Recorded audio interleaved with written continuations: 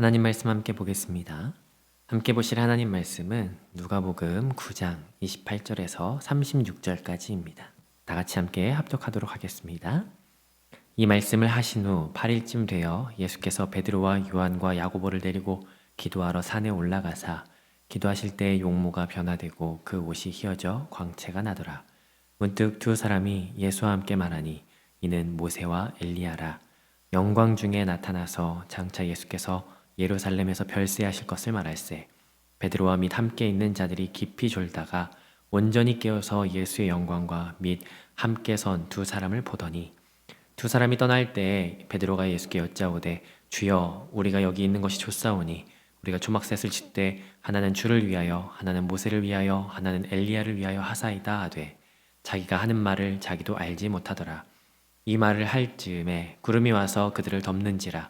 구름 속으로 들어갈 때 그들이 무서워하더니 구름 속에서 소리가 나서 이르되 이는 나의 아들 곧 택함을 받은 자니 너희는 그의 말을 들으라 하고 소리가 그침에 오직 예수만 보이더라. 제자들이 잠잠하여 그 본 것을 무엇이든지 그때에는 아무에게도 이르지 아니하니라.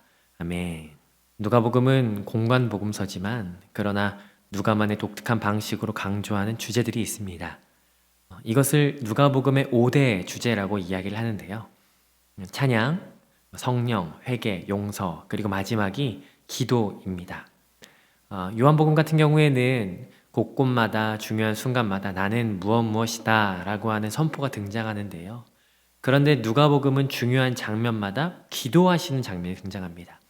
예를 들면 이런 거죠. 마태복음 3장 16절 같은 경우에는 예수님께서 세례를 받으시고 물 위에 올라오실 때 하늘이 열리고 하나님의 성령의 비둘기같이 자기 위에 임하심을 보더니 라고 표현하고 있거든요. 그런데 예수님께서 세례 받으실 때 동일한 사건을 누가는 3장 21절에서 백성이 다 세례를 받을세 예수도 세례를 받으시고 기도하실 때 하늘이 열렸다라고 말하고 있어요.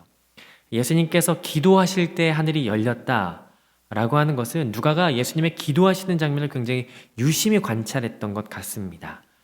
그 외에도 누가가 예수님의 기도하시는 장면을 아주 중요한 부분마다 관찰한 장면을 등장시키는데요. 예수님께서 12제자를 부르실 때 6장에서 그리고 어제 본문인 베드로가 고백할 때 9장에서 그리고 오늘 본문 그 변화산 사건 전에 9장 28절에서 그리고 22장 41절 감람산에서 23장 46절 예수님께서 십자가 처형당하실 때 총 6번에 걸쳐서 중요한 예수님의 아주 중요한 기점마다 기도하시는 장면이 등장해요. 오늘 본문도 어제에 걸쳐서 예수님께서 기도하시는 장면 중에 한 가지 사건이죠. 이 본문은 우리가 너무나도 잘 알고 있는 사건이지만 그런데 이해하기에는 조금 모호한 부분들이 있습니다. 왜냐하면 오늘 본문에는 상징적인 요소들이 다소 포함되어 있기 때문에 오늘 이 변화산 장면을 우리가 좀 그 상징적인 장면과 더불어서 그리고 다른 복음서들 마태복음 17장, 마가복음 9장과 같이 그 동일하게 이야기하는 그 내용을 좀 비교해 가면서 함께 살펴보면 좋을 것 같습니다. 그렇게 추적할 때 아마 그 모호함을 좀 줄여나가지 않을까 생각이 듭니다. 오늘 매일 성경은 이 본문을 세 가지 장면으로 보고 있는데요. 사실은 변화산에서 있었던 그 하나의 사건 안에 포함되는 말씀입니다. 우리 같이 함께 말씀을 살펴보도록 하겠습니다. 먼저 28절을 같이 보겠습니다. 28절 제가 읽어보겠습니다. 이 말씀을 하신 후 8일쯤 되어 예수께서 베드로와 요한과 야고보를 데리고 기도하러 산에 올라가사 예수님께서는 특별히 아끼는 제자가 있었습니다. 3명이었는데요. 베드로와 요한과 야고보를 데리고 산으로 가셨어요. 이 산에 대해서는 논쟁이 참 많지만 아마 가이사랴 빌립보에서 맨 처음으로 예수님께서 십자가 지실 것을 예고하셨기 때문에 그리고 공관복음서 전부가 그 다음에 나오는 본문이 이 변화산 사건인 걸로 봐서 아마 이곳은 가이사랴 빌립보 근처에 있는 헤르몬 산일 것이다 라고 하는 설이 가장 유력합니다. 이곳에 예수님께서 누가복음에 의하면 기도하러 오셨고 기도하시는 중에 예수님의 모습이 변모하시게 되는 것을 보게 돼요. 다른 복음서 마태, 마가복음은 이 장면이 모두 비슷하게 이야기하고 있죠. 근데 가장 다르게 말하고 있는 부분이 한 군데 있거든요. 그게 어딜지 한번 찾아보시면 좋을 것 같아요. 제가 같은 동일한 본문을 읽어드리겠습니다. 마태복음 17장 1절이에요. 엿새 후에 예수께서 베드로와 야고보와 그 형제 요한을 데리시고, 마가복음 9장 2절입니다. 엿새 후에 예수께서 베드로와 야고보와 요한을 데리시고 라고 말해요. 혹시 다른 점을 찾으셨습니까? 마태복음과 마가복음은 모두 엿새 후에라고 하는 시간을 표현해요. 그런데 이 누가복음에서는 8일쯤 되어서라고 말하죠. 뭐가 맞을까요? 동일한 사건 다음에 나타나는 이 변화산 사건인데 엿새 후에가 맞을까요? 아니면 8일 후가 맞을까요? 아마 마태와 마가인 엿새 후에가 맞을 겁니다. 그러면 누가는 왜 8이라고 하는 숫자를 썼을까? 이거는 좀 마지막에 다루도록 하고요. 지금 살펴볼 것은 예수님께서 변모하셨다라고 하는 것에 좀 같이 한번 주목해 봤으면 좋겠어요. 마태와 마가, 누가 모두 공통적으로 예수님께서 변모하시는 이 장면을 표현할 때 뭐라고 표현하냐면요. 해같이 빛나고 옷이 이루 말할 수 없을 새하얀 광채로 뒤덮였다라고 말해요. 많은 사람들이 이 장면에 대해서 궁금하죠. 대체 어떤 모습이었을까? 어떤 장면이었을까라고 궁금증을 갖지만, 그러나 글이기 때문에 이것을 우리가 명확하게 알 수는 없습니다. 근데 분명한 것은 뭐냐면 조명이 어디에서 비춰졌기 때문에 밝아졌다라고 하는 것이 아니라는 사실이에요. 어디에서 뭘 빛을 쐈기 때문에 예수님의 주위가 밝아졌다는 것이 아니고, 만약에 위에서나 아니면 옆에서 뒤에서 빛이 비춰졌다면 옷이 휘어질 수가 없겠죠. 그냥 그림자가 생겨졌기 때문에 옷은 검을 수밖에 없을 겁니다. 이 말은 다른 말로 표현하자면 예수님 자체에서 빛이 뿜어져 나온다라고 하는 것을 설명하는 것으로 볼 수 있습니다. 그러니까 달리 말하면 그냥 빛이신 예수님, 그 모습, 그러니까 차마 눈으로 바라볼 수 없을 정도로 너무 희고 밝은 광채의 모습으로 변하신 그 모습을 지금 누가가 보여주고 있다. 마태와 마가가 동일하게 보여주고 있다라고 하는 것을 보게 됩니다. 근데 여기에서 좀 주목해 보고 싶은 것은 누가가 이 장면, 그러니까 예수님의 형상을 말할 때 특별히 사용하는 단어가 있어요. 29절에 용모가 변화되셨다라고 말해요. 용모라고 하는 말은 헬라어로 에이도스라고 하는 말이거든요. 이 말은 외모라고 하는 의미도 있지만, 그런데 이 단어를 70인경에서 사용하는 곳이 또 있습니다. 어디냐면 출애굽기 26장에서 성막을 지칭할 때 사용된다라고 하는 거예요. 그러니까 누가는 지금 예수님의 용모, 변화되신 그 용모를 뭐라고 지금 보고 있냐면 성막이라고 보는 거죠. 그리고 그 밝음 가운데 누가 있었다고 이야기합니까? 모세와 엘리야가 있었다라고 이야기해요. 구약 성경의 마지막인 말라기 4장 4절부터 6절까지 보면 호렙산에서 하나님께서 모세에게 명령한 율례와 법도를 기억하라라고 말씀하시고 있죠. 그리고 나서 엘리야를 너희에게 보내서 주의 길을 예비할 것이다라고 말하고 있어요. 모세와 엘리야는 구약의 대표적인 인물이죠. 하나님의 어떤 거대한 구원 역사에 있어서 너무너무 중요한 역할을 했던 사람들이었어요. 근데 그들이 예수님과 같이 함께 어떤 영광 중에서 이야기를 나누는데 무엇을 이야기합니까? 다른 복음서는 이야기하지 않고 누가복음에서만 이야기하거든요. 무엇에 대해서 이야기해요? 별세할 것에 대해서 이야기한다라고 말합니다. 별세, 죽을 것이다, 십자가를 질 것이다, 그런 말 아니겠습니까? 그런데 이 누가는 죽다 아니면 십자가를 지다라고 하는 다른 단어들도 많이 있지만 여기에서는 누가가 사용한 헬라어 단어가 아주 특별합니다. 그건 뭐냐면 엑소더스라고 하는 단어를 사용해요. 엑소더스라고 하는 단어에는 여러 의미가 있어요. 그 중에 하나가 뭐냐면 죽다라고 하는 의미가 있죠. 그런데 그 죽다라고 하는 의미 말고도 우리가 훨씬 더 잘 알고 있는 의미가 있습니다. 그건 뭐냐면 출애굽이라는 의미를 가지고 있어요. 누가는 예수님의 죽음이 뭐라고 보는 겁니까? 출애굽이라고 보는 거예요. 구원의 역사. 그 구원의 역사의 시작을 예수님의 죽으심으로 본다라고 하는 겁니다. 좀 놀라운 사건이죠. 예수님께서 그냥 광채 속에서 모세랑 엘리야랑 짠 이렇게 나타나신 게 아니고 구약의 상징 속에서 예수님의 하나의 어떤 하나님의 거대한 구원 계획을 성취하실 것을 예고하는 장면이 바로 이 변화산 장면이다라고 하는 것을 우리에게 소개해주고 있다라는 겁니다. 말로 표현할 수 없죠. 단지 이 변화되어진 예수님의 그 광채와 빛, 그리고 모세와 엘리야의 등장만으로도 장엄하고 놀랍고 경이로운 순간인데 그 순간을 예수님의 놀라운 구원 계획으로 표현한다. 이건 정말 놀라운 표현입니다. 그런데 그 놀라운 순간에 제자들이 뭘 하고 있는지 한번 보시겠습니까? 32절 같이 한번 보겠습니다. 32절 제가 읽어보겠습니다. 베드로와 및 함께 있는 자들이 깊이 졸다가 온전히 깨어 예수의 영광과 및 함께 선 두 사람을 보더니 뭐라고 있었어요? 깊이 졸고 있었어요.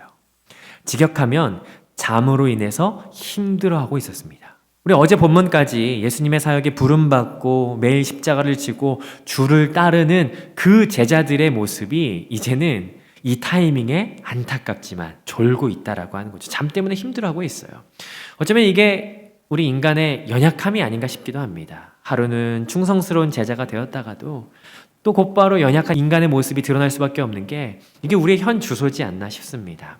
그런데 잠으로 그렇게 힘겨워하다가 무거운 눈꺼풀을 들고 뭘 본 거예요. 뭘 봤습니까? 희미하게 봤는데 그러다가 너무 소스라치게 놀라서 잠이 깨어 정신을 차린 거죠. 그게 뭐였습니까? 예수님의 모습, 변모된 모습, 엘리야와 모세의 모습을 같이 본 거예요. 그리고 베드로가 아주 유명한 말을 남기죠. 33절인데요. 제가 읽어보겠습니다. 두 사람이 떠날 때 베드로가 예수께 여짜오되 주여 우리가 여기 있는 것이 좋사오니 우리가 초막셋을 질 때 하나는 주를 위하여 모세를 위하여 엘리야를 위하여 하겠습니다 라고 하되 자기가 하는 말을 자기도 알지 못하더라. 베드로가 뭐라고 이야기하는 거예요? 주님 너무도 영광스럽습니다. 너무 감격스럽습니다. 경이롭습니다. 이곳에 초막셋을 짓게 해주십시오. 하나는 주님, 모세, 엘리야 그렇게 할 만큼 감격스럽다라고 하는 것을 지금 이야기하는 거예요. 어떤 사람들은 이 장면을 가지고 쟤 자다가 봉창 두드리는 소리 한다 이렇게 말하기도 해요. 어부가 잠결에 소리 아니야? 라고도 하는데 그런데 베드로가 예수님의 그 영광스러움을 목격하고 나서 초막을 짓겠다라고 하는 말은요 생각보다 훨씬 더 깊은 의미가 있습니다. 왜냐하면 여기에서 사용된 초막이라고 한 단어는 스케네라고 하는 단어거든요.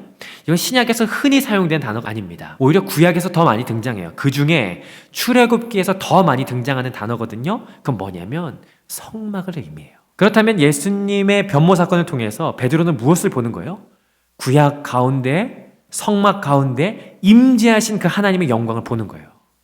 하나님, 이 주님의 변모하신 이 영광스러움이 그 옛날 성막에 임하셨던 주의 영광과도 같습니다 라고 하는 그 고백, 이 정말 놀라운 통찰력이죠.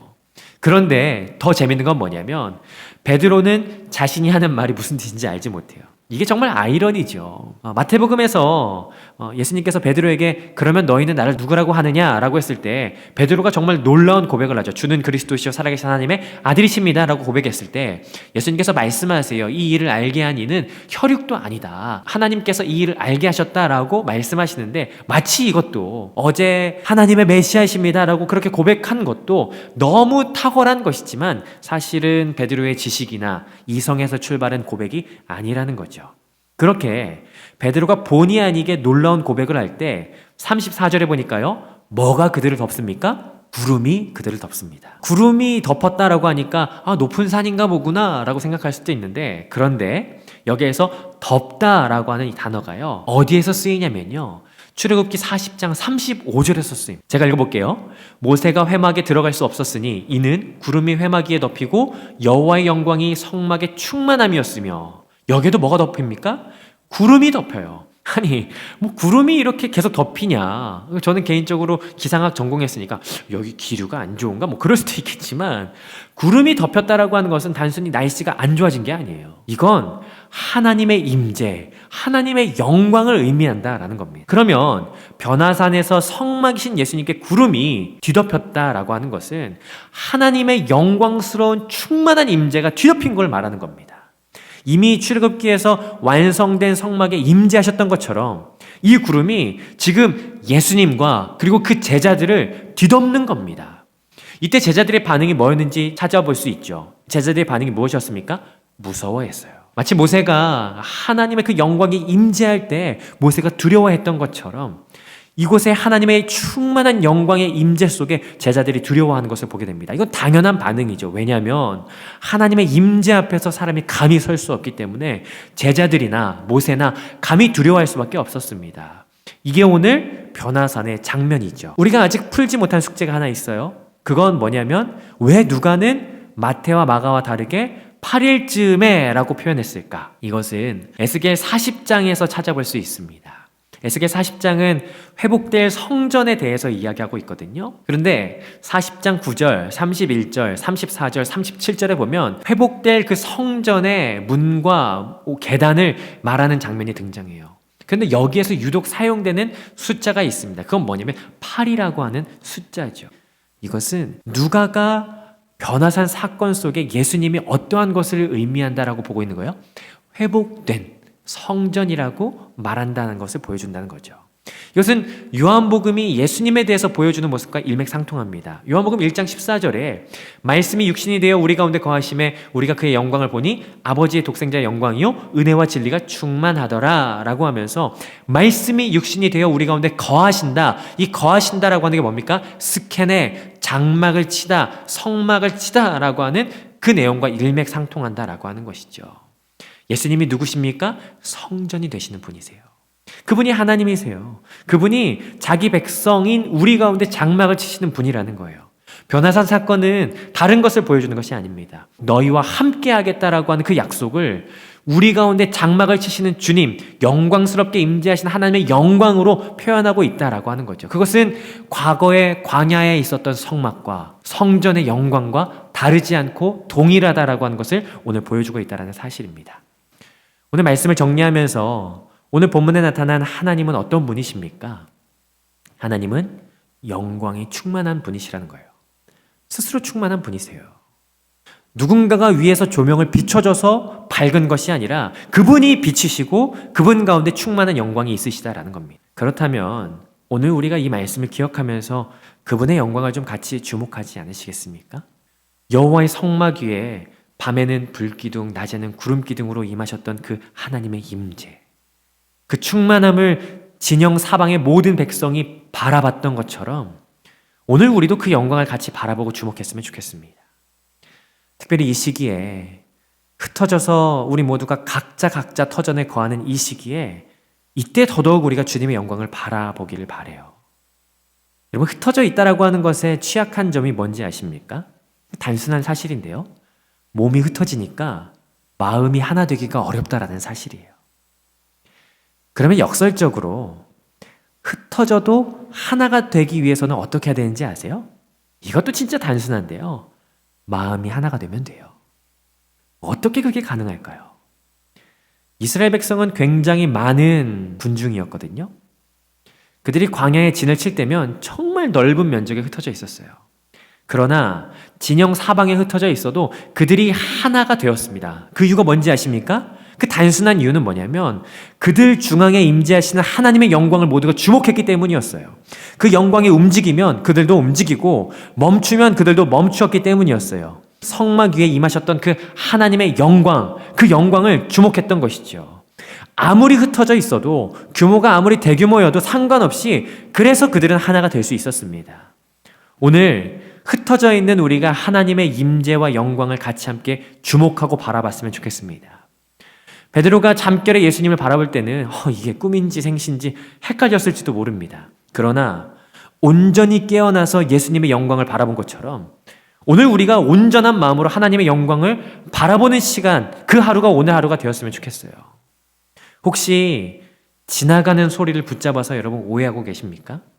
아니면 스쳐가는 생각에 빠져서 내 나름의 생각을 키워가고 있으십니까?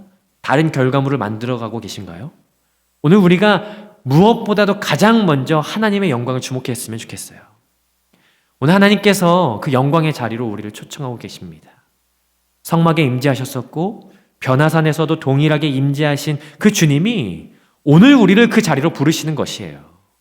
그렇다면 그 초청에 반응하는 저와 여러분이 되셨으면 좋겠어요. 변화산에서 충만하게 제자들에게 보여주신 그 하나님의 영광의 실체이신 예수 그리스도를 바라보는 것, 그 예수님을 주목하는 것, 그러한 삶의 적용이 저와 여러분 가운데 있기를 주님의 이름으로 축복합니다. 기도하겠습니다. 하나님, 오늘 우리에게 하나님의 영광의 빛을 바라볼 수 있는 믿음의 눈을 허락하여 주시옵소서. 엠마오로 가는 제자들 가운데 그들의 눈이 가려져 예수님인 걸 알아보지 못했을 때 그러나 주님께서 축사하시고 그들에게 떼어주실 때 그들의 눈이 밝아져서 예수님인 것을 알아보았던 것처럼 하나님, 내 생각에 젖어서 내 상황에 함몰되어서 예수님을 바라보지 못하는 시간이 이 시간이 아닌지를 하나님 점검해 봅니다. 하나님, 우리의 눈을 열어주시옵소서. 영광의 주님, 하나님의 영광의 실체이신 그 주 예수 그리스도를 바라보는 그 시선이 우리 가운데 있게 하여 주셔서 주님만을 바라보고 그 주님만을 주목하여 바라보는 그 삶의 태도와 결단이 오늘 우리 가운데 있게 하여 주시옵소서. 다른 것을 바라보지 않습니다. 오늘 주님의 영광만을 구하오니 성령 하나님 오늘 우리에게 역사하여 주시옵소서. 마음과 생각을 지키어 주님만 바라보게 하여 주실 주님을 찬양합니다. 감사드리며 예수님의 이름으로 기도드렸습니다. 아멘.